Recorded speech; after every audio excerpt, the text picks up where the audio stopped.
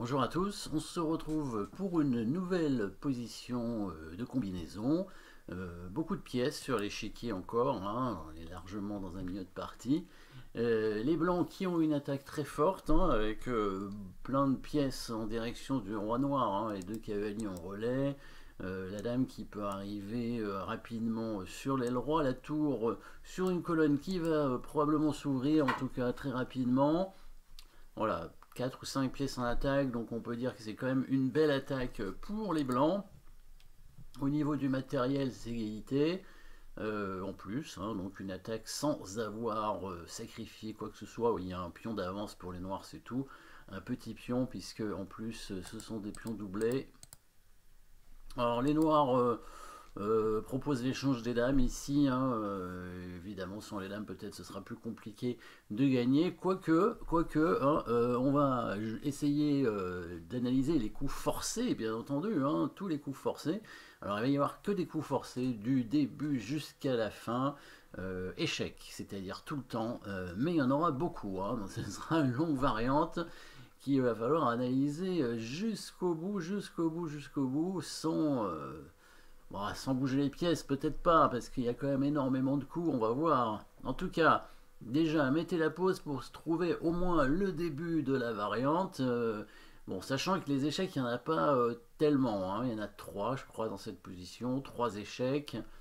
La poussée du pion peut être intéressante si jamais on arrive à ensuite attaquer le roi, hein. Le roi, il va se mettre en H8, hein. Si on pousse le pion, évidemment, en H6, le roi va se mettre en H8.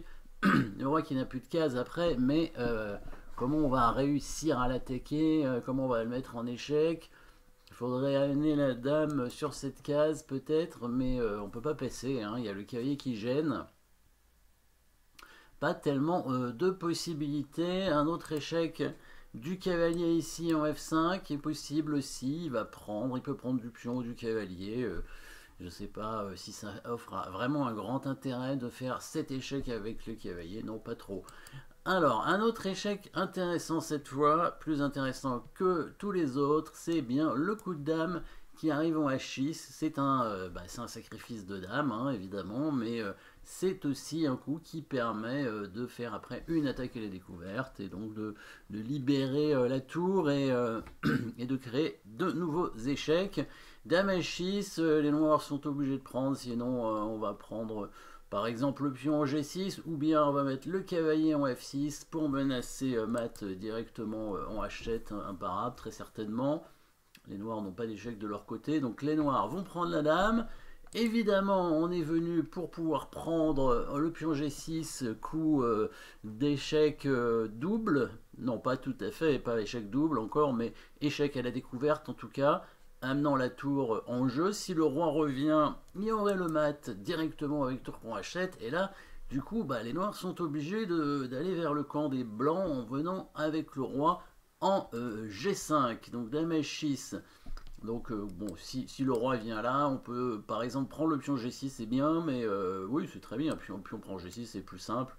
On menace mat, on achète directement, on va pas s'embêter. Il y avait aussi cavalier F6 qui était possible. Bien sûr, les noirs vont prendre. On prend échec à la découverte. S'il vient ici, c'est tout de suite mat, hein, avec l'aide des deux cavaliers, du pion, la tour. Donc le roi va venir en G5. Alors là, c'est là où on va devoir encore continuer les coups forcés. On a quand même donné une dame. Donc là, il faut absolument faire encore des coups forcés, parce qu'une dame de moins, c'est un peu trop, hein. Normalement, les noirs n'ont pas tellement d'échecs, hein, quand même, hein. C'est vrai qu'il y aurait encore des possibilités pour créer une menace de mat, mais non, on va faire échec tout le temps jusqu'au bout. Ici, il n'y en a pas tant que ça encore des échecs, hein. Il n'y en a que 2, donc forcément, on va trouver le bon, hein, au bout d'un moment, hein. Essayer de mettre la pause pour voir la suite des coups, hein. Il y a encore pas mal de coups à trouver jusqu'au bout, jusqu'au mat, mais on va essayer de voir ensemble lesquels sont bons. Alors le coup F4 qui a l'air d'être un bon coup, puisque ça ouvre le fou, et donc ça permettrait peut-être un échec ici avec la tour. Le problème, c'est que le cavalier prend et défend la case en fait. Donc il faut inverser les coups. Et oui, on va d'abord mettre la tour en H5 et ensuite pousser le pion en F4. Dans l'idée, s'il bouge son roi, on refait le même mat que tout à l'heure, hein, c'est-à-dire tour H1 et tour prend H7. Hein. Évidemment, ce sera le même mat, sauf que bah, les noirs vont pas bouger leur roi, ils vont bouger, ils vont couvrir l'échec, hein, ils vont couvrir l'échec. Alors ils vont couvrir avec la dame ou le cavalier, hein, a priori, lequel est le mieux? Je crois que le mieux c'est de couvrir avec la dame. Échec. À ce moment-là, on continue à faire échec en prenant avec le fou. Voilà, on reprend du cavalier. Voilà, s'il avait couvert du cavalier, bon, il y aurait simplement le fou en E2 et la dame en A3 en plus, hein, c'est tout. Donc là, c'est vraiment pour faire retarder le mat. Maintenant, il y a la tour qui arrive. Ah oui, et puis s'il avait mis son cavalier tout de suite, surtout, hein, on remarquera que bah là, le cavalier ne peut pas couvrir l'échec puisqu'il est, il est cloué. Hein, donc s'il est obligé de faire ça, évidemment, il va se faire mater tout de suite hein, avec fou prend cavalier et pion prend dame mat. Voilà, c'est pour ça qu'il faut bien mettre la dame d'abord, comme ça le cavalier n'est pas cloué et quand la tour arrive ici, il peut couvrir l'échec en se mettant en H4. Du coup, bah, on va être encore obligé de continuer à faire échec. Hein, est-ce que, bon, peut-être G3 est jouable avec la menace de maths, mais il y a quand même des échecs de la tour noire, hein, donc c'est pas sûr que ce soit très bon. Finalement, non, la tour noire peut faire des échecs, le roi blanc va être obligé de se rapprocher de la tour, et du coup le roi noir aura des cases, hein, donc c'est pas bon. Et on va bien continuer à faire échec.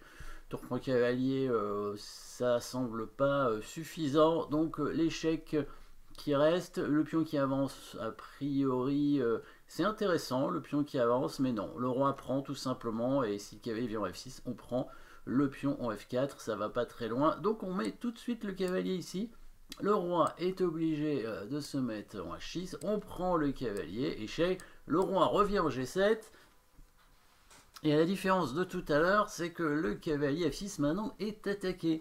Donc comment on va faire pour finir cette combinaison? Eh ben, encore des échecs jusqu'au bout. Allez, encore 3 échecs à trouver et on va enfin arriver au mat. Donc ici, nouvelle pause dans la position pour essayer de trouver la suite. Donc il y a plusieurs échecs là aussi. Hein. Il y en a 3, 4 échecs. 3 échecs de cavalier, un échec de tour. Si la tour prend le pion, le roi va prendre le cavalier. Le cavalier pourrait donner un échec en D5, mais le pion ici ne serait plus protégé. Si, alors, autre échec possible, le cavalier vient en F5, mais pareil, le roi prend le cavalier. Si le cavalier vient en H5, c'est intéressant, cavalier H5, le roi noir est obligé d'aller en H6. Ouais, il y a une attaque à la découverte avec le cavalier, mais le roi va revenir. Est-ce que c'est intéressant? Est-ce qu'on arrive à obtenir quelque chose? C'est pas sûr. Le coup, ben, c'est un blocage. Un coup, c'est dans la combinaison. Hein, donc, si on revient dans les thèmes de la combinaison, le premier coup, hein, le tout premier coup de dame, si vous vous souvenez bien, avec dame H6, c'est une attraction du roi. Après, on a une attaque à la découverte. Après, on a une autre attraction. Une autre attaque à la découverte. Voilà. Bon, tout ça, c'est classique. Échec, échec, roi G7. Et là, on va arriver dans une position où on va faire un blocage d'une case, hein, évidemment. Et le bon coup, donc c'est le quatrième échec. C'est le cavalier qui donne échec en E8 cette fois.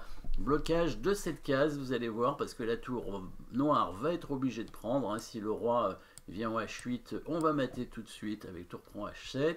Donc la tour doit prendre le cavalier. On prend le pion ici. Et à quoi a servi donc ce coup de cavalier? Si le roi vient en F8, voilà, la tour qui prend le pion et qui donne mat, parce qu'il y a la tour qui bloque en E8. Hein, ce serait le même mat si le roi noir venait en F6. On ferait tour prend F7 mat. Donc jolie combinaison avec quand même une série de 11 coups hein, en faisant échec du début jusqu'à la fin, que des coups forcés. J'espère que vous les avez vus, évidemment, sans bouger les pièces à partir de la position de départ. Voilà, merci d'avoir suivi cette position et à très bientôt.